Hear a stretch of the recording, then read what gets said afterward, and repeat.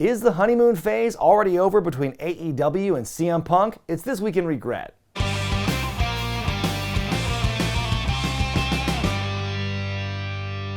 Hello and welcome to everyone. On Wednesday's Dynamite, a lot of folks, including myself, thought it was a bit odd for CM Punk to call out Hangman Page in the middle of his promo about Jon Moxley. Now we're learning that part of the promo was completely unplanned, and we're learning a bit as to why that bit may have happened.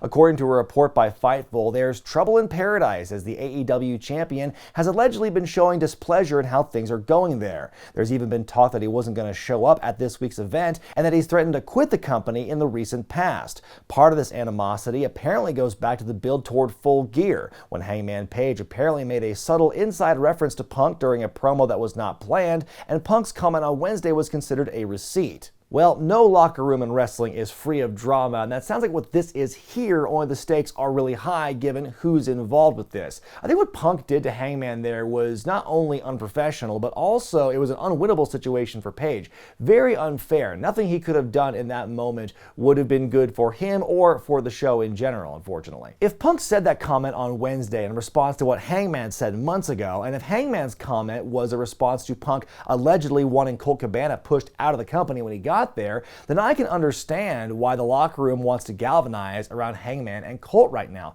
Both men are well-liked, well-respected individuals deep within the company. I mean, Colt's legacy on the independent sphere especially is unparalleled, and Page is a made man in AEW at this point. Meanwhile, Punk does have a history of causing dust-ups and alienating folks, especially when he doesn't get his way. He may be the biggest star out of the three principal players in this story right now, but he is not above them or anyone else for that matter. And I know I've spoken before on this channel about the need for wrestlers to stand up for themselves and recognize their own worth, but I don't think that's what's happening in this particular instance. And every time we hear about something like this, some kind of backstage drama or something of this nature happening, we hear about it online, there's a big subsect of fans that always want to flock to the theory that it's all the work, it's all just done some big elaborate thing to get the fans talking leading up to the next show. And fans are certainly talking about this, but what I think people who are in that camp fail to recognize is that a work is done with at least two consenting parties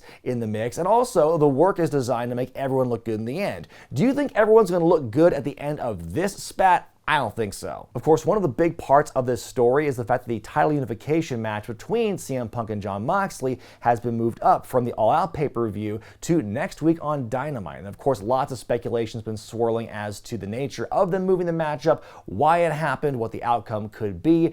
Does CM Punk's standing in the company play a role in the match being moved up, and what it could mean in the result? Will the match end clean? Could Moxley beat Punk and Punk could just see his way out of the company? Will it end in some kind of no contest to justify the rematch happening at the pay-per-view?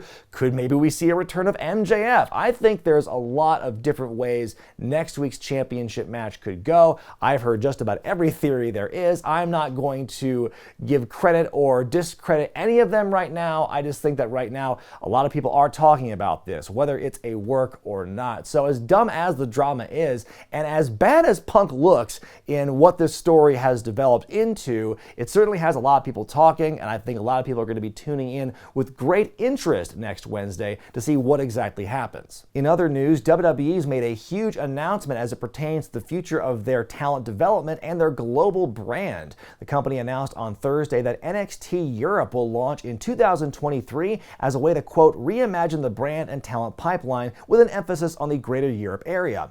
Unfortunately, this means the end of NXT UK, at least for now. Their last show is going to be Worlds Collide on September 4th, running right against All Out. Then the UK brand will go, quote, on hiatus. It may explain why we saw new UK champion Tyler Bate face off with Braun Breaker at the end of Heatwave this past week, in doing so spoiling the outcome of the championship tournament they've just now began to air. In the meantime, lots of UK talent have been released in the aftermath. At the time of this recording, those names include Flash Morgan Webster, Wild Boar, Mark Andrews, Ashton Smith, Dave Mastiff, Shaw Samuels, Primate, Amir Jordan, and many more. Well, I'm sure right now there are a lot of folks in the UK scene who are saying, "I told you so," when it came to WWE's treatment of that territory. You know, several years ago when the expansion first began with the United Kingdom Championship and the tournament for that, they scooped up as much talent as they could from the scene, locking them into contracts and essentially trapping them as to where they could work in that area.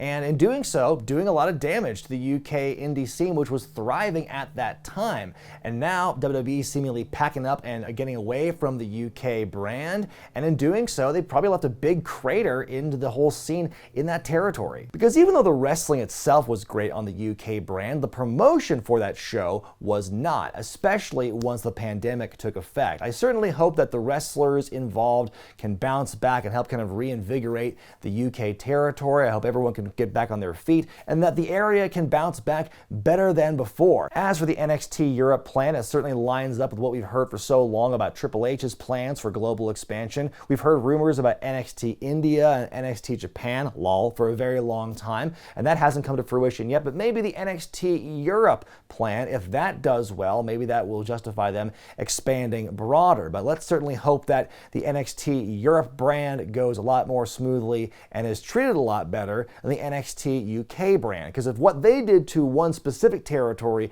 caused enough damage in that area with them showing up, doing nothing, and leaving, then I can't imagine what they would do if they try to expand their net to the greater Europe area. But what do you think about this expansion of NXT Europe? What do you think about NXT UK being left in the dust after all this? I want to hear about it in the comments. And perhaps lost in the story of this bold new step toward global domination is that the Heartbreak Kid Shawn Michaels has earned himself a new title.